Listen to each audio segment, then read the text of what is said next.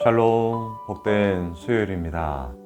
오늘은 누가복음 7장 11절로 17절의 말씀, 불쌍히 여기사, 불쌍히 여기사, 이 제목으로 하나님 말씀 증거하겠습니다. 오늘 결론부터 말씀드릴게요. 우리가 어찌 하나님의 사람이 되었습니까? 우리가 어찌 예수 그리스도를 믿는 그 믿음의 도를 따르는 성도가 되었습니까? 저의 얘기를 할까요? 제가 어떻게 목사가 되었을까? 연약한 거 많거든요. 서툰 거 많거든요. 모르는 거 많거든요. 우리 성도님들보다 부족한 게 훨씬 더 많거든요. 그럼에도 불구하고 어찌 목사로서의 부름을 받아 또 이렇게라도 주의 몸된 교회를 섬기며 함께 나아갈 수 있는 것인가? 자, 오늘 말씀의 제목이에요. 불쌍히 여기사. 누구의 불쌍히 여김이에요? 예수님의 불쌍히 여김. 예수님의 긍휼하심, 하나님의 긍휼하심 때문에 우리가 예수를 믿는 성도가 되었고, 제자가 되었고, 자녀가 되었고, 또 오늘도 우리에게 허락하여 주신 각각의 사명의 자리, 생업의 자리에서 우리는 열심을 다하며 나아갈 수 있는 것이다. 자, 오늘 결론이에요. 어떤 사건이 벌어졌는지를 한번 보실까요? 오늘 보면 11절입니다. 그 후에 예수께서 나인이란 성으로 가실새 제자와 많은 무리가 동행하더니, 자, 나인성, 오늘 나인성 가부 그 아들의 죽음의 이야기, 하지만 다시 살아남의 이야기잖아요. 자, 나인, 기쁘다, 즐겁다, 이런 뜻입니다. 예, 성의 기쁨의 성, 즐거움의 성이에요.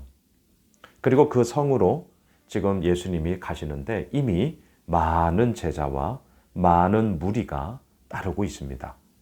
예수님의 명성이 지금 퍼져가게 된 것이죠. 그럴 수밖에요. 온갖 병자가 다 나았으니까요. 또 예수님이 전하는 말씀이 너무나도 놀라웠으니까요. 이미 사람들의 관심 속에 많은 무리들이 따르기 시작했다는 것이죠. 근데 그때 어떤 일이 벌어져요? 12절입니다. 성문에 가까이 이르실 때에 사람들이 한 죽은 자를 메고 나오니, 자, 장례식 일행을 만난 거예요.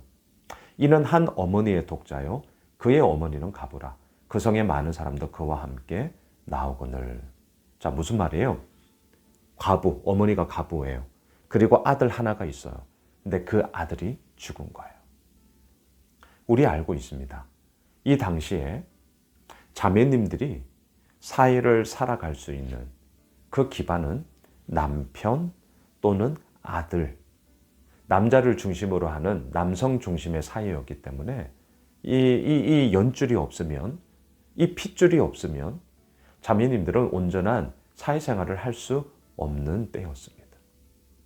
아들의 죽음도 너무나 슬픈 얘기죠. 우리 모두 부모입니다. 예, 우리 모두 부모예요.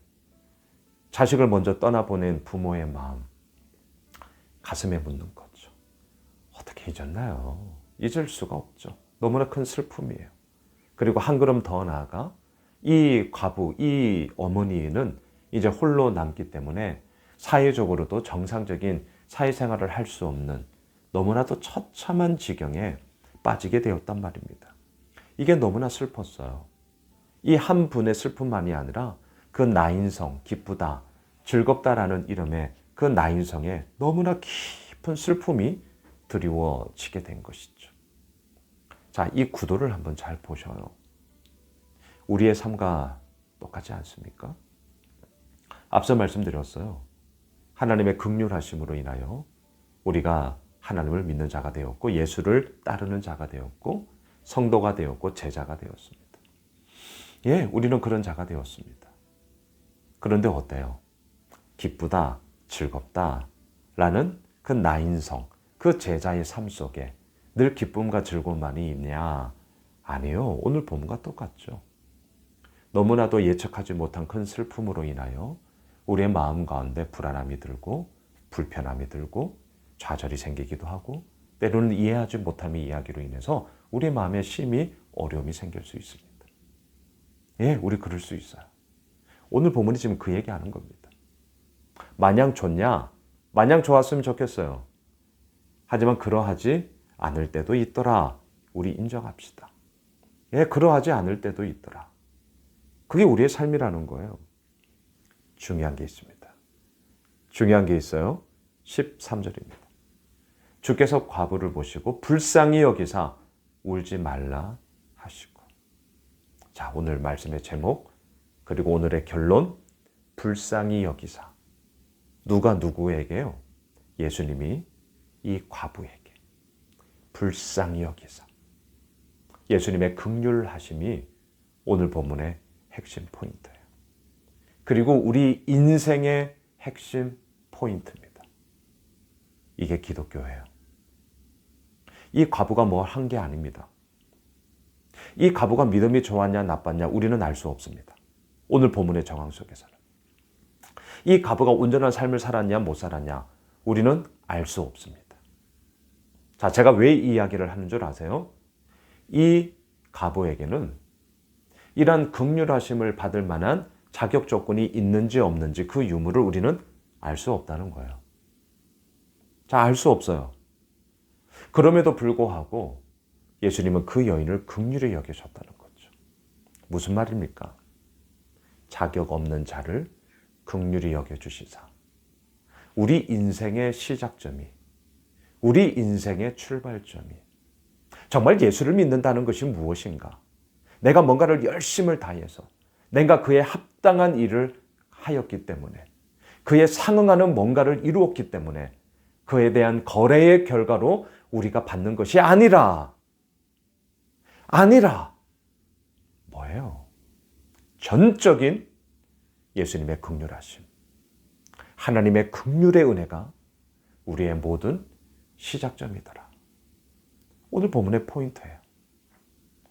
여러분, 이게 기독교입니다. 이게 기독교라고요. 하나님의 은혜는 선물이죠. 그 선물은 거저 주신 거예요. 우리가 그 선물을 받기에 합당한 뭔가를 한 게 아니란 말입니다. 우리는 악한 존재예요. 모든 사람이 죄를 범하였으며 하나님의 영광에 이르지 못하더니 우리는 악한 존재예요. 우리가 한 게 뭐가 있는데요? 하지만 하나님의 긍휼하심이 예수 그리스도가 이 땅에 오게 하심으로 자신의 몸을 깨뜨리심으로 우리를 살리셨고요.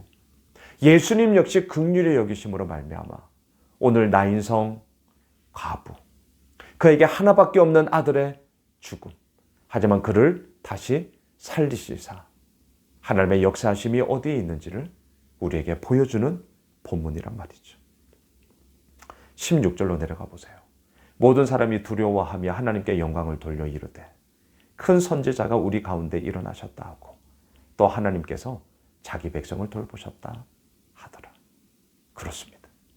하나님의 긍휼하심, 예수님의 긍휼하심은 곧 자기 백성을 돌보심이죠. 오늘 본문이 아들 독자가 죽었다가 다시금 살아나는 이야기죠. 자, 누가 떠오르세요? 오늘 본문에서 긍휼히 여기시는 예수님 이야기죠. 예수님은 하나님의 하나밖에 없는 아들 독자이셨습니다. 하지만 그 예수님은 자신의 몸을 깨뜨리시고 십자가에 죽으심으로 우리를 살리셨죠. 그것으로 끝이 났습니까?